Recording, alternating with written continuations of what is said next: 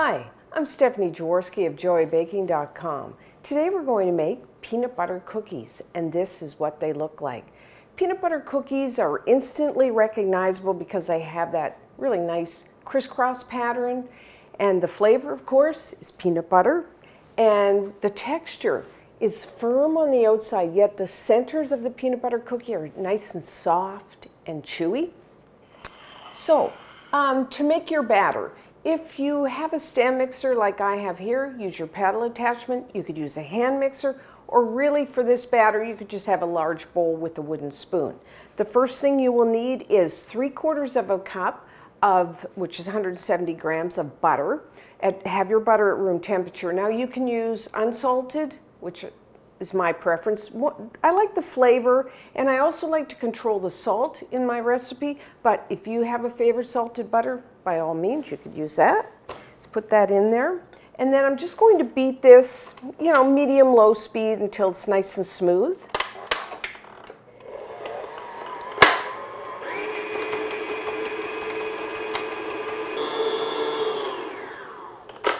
Okay, let's give that a scrape.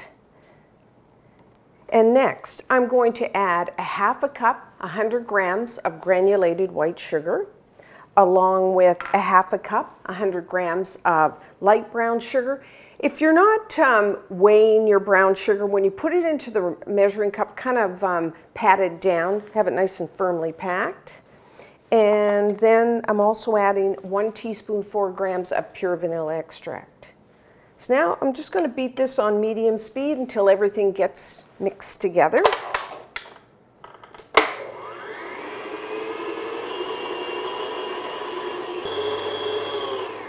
Okay, so that's mixed together. Next, of course, we need peanut butter. You will need 3/4 of a cup, which is 185 grams of your favorite peanut butter. So you can use the smooth, my favorite, or you can use the crunchy, which means it has some peanuts, pieces of peanuts in it. Either one. I'm not going to tell you which one you like. And you can use either, some peanut butters, the one I'm using has a stabilizer in it. You could use the natural peanut butter, whatever you want. The difference is, like a natural, you will notice it tends to separate and the oil will get on the top, and usually you have to stir it. If you have a stabilizer, you don't have that problem, but either one. So now I'm just going to beat that in.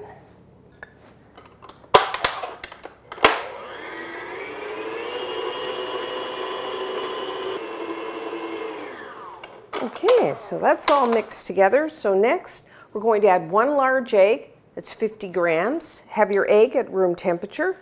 And I'm just going to beat that in.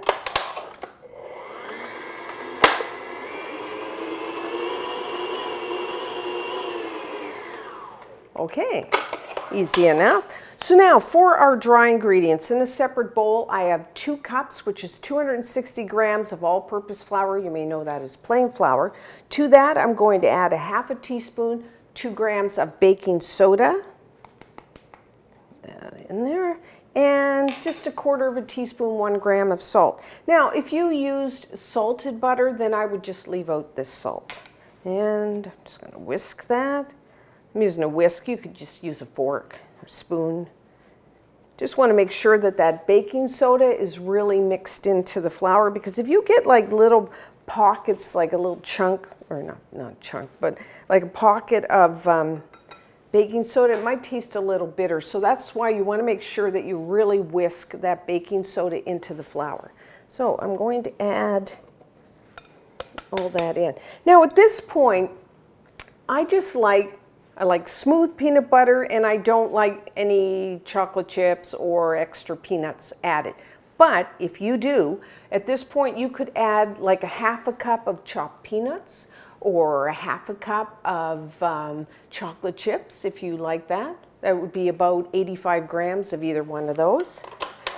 But I'm going to just have a nice smooth peanut butter cookie today.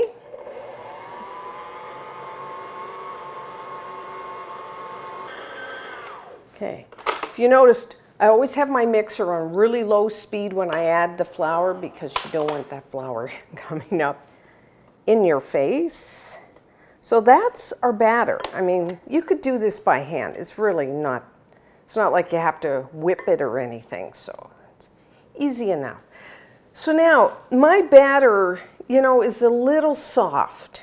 My kitchen's warm, and so what I'm going to do is I'm going to cover my batter and put it into the refrigerator. You know, maybe a half an hour to an hour, because we have to roll it into round balls, and so it's a little soft. So maybe, you know, 30, 60 minutes. And then when it's firm, then you want to preheat your oven to 350 degrees Fahrenheit, which is 180 degrees Celsius. So when that happens, when my batter's firm, we'll be back and we'll bake off our cookies. So my batter is firm, so we are ready to make our cookies. You will need a baking sheet. Now I've lined mine with parchment paper, but you could just lightly butter it or spray it with one of those non-stick sprays. Now as you can see here, this is the size cookie I like. That's about 3-inch in diameter, 7.5 centimeters. So for that size cookie, you will need to roll the batter into 2-inch round balls, which would be, if you have a scale, it's perfect for this, you will need 35 grams of batter. I also like to use a scale because that way I can make sure that every cookie is exactly the same size, which is what you want because you want them to all bake in the same amount of time. So it's important to get them all the same size. Just take your batter, roll it into a round. And these are fairly big cookies, so I'm putting 8 on a baking sheet.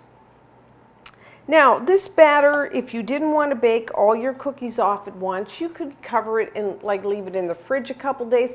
Or another idea is to, you could make all of your cookies, form them like this, put them on a baking sheet, take the whole baking sheet, put it into the freezer, and then let these freeze, and then just take them off of the baking sheet, and then you could put them in a plastic freezer bag or some kind of plastic container, and you could freeze them and then bake your cookies on demand, which is a nice thing for the busy mom. So now, once I do in rounds, what I do is I flatten them first just with my finger. Now some people, if you want a rustic looking cookie, you can just take your fork and then just make your crisscross pattern. I like mine. Well, okay, I like mine nice and round, kind of perfect, or try to make them perfect. So I put a little sugar on there, and then I have a glass that's about 2¼ inch diameter, which is about 6 centimeters, and that's what I'm going to flatten my cookie into about that size round, like so. And then, put that out of the way, then I just put a little sugar on there. Peanut butter cookies are sweet. They're kind of salty. They're really good. And then take your fork, and of course we got to have that classic, I don't know who came up with that, the crisscross pattern. But now it seems like if you make peanut butter cookies, you got to do it that way. So, okay, to bake these, everyone's oven is a little different, and plus it depends on the texture that you like your peanut butter cookies. For me, I like the outside, they're going to just be firm and just barely tinged with brown, but the centers will still look quite soft if you touch them. That's how I like it. Outside firm and the center soft and chewy. So for that, I'm going to say in my oven, somewhere, I find 10, 11 minutes for mine, so I'm going to say 10 to 13 because you know everybody's oven is a little different. If you like them kind of crisp, of course you're going to go to the higher end of the baking time.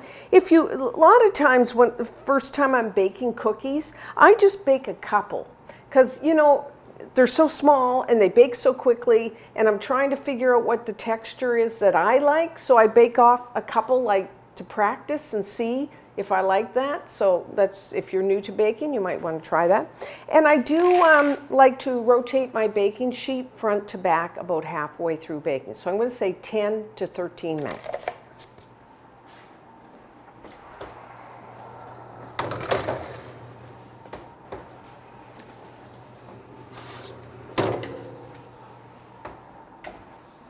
Okay, so our peanut butter cookies are done. Put your baking sheet on a wire rack. So, as you can see, the outside, if I touch, they're firm, just barely starting to brown, and the centers are still nice and soft. So I'm going to let these cool, you know, a few minutes because they're very soft and they're fragile. And then I'm going to use my spatula to transfer them to a wire rack to finish cooling. And then when we come back, we will try one. Okay, so let's try one. Break. Oh. Still, the centers are still soft.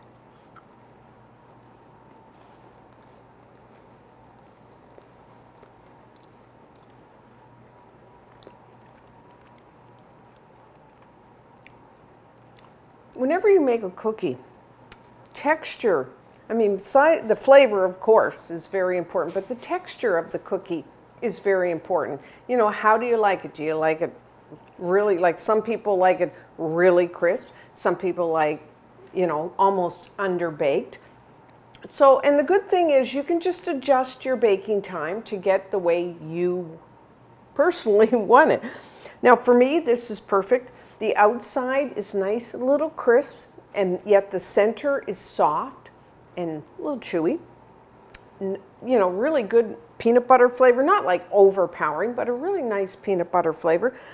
Like I said, I use the smooth because that's what I like, and I don't usually add the chocolate chips or even chopped peanuts. But if you like a nice crunch, then use the crunchy peanut butter and then add some additional peanuts for that. You know, a really nice cookie, you can store them for quite a few days. You could freeze them, you know, once you bake them off. You can also freeze them then. But you must try it. And until next time, I'm Stephanie Jaworski of joybaking.com.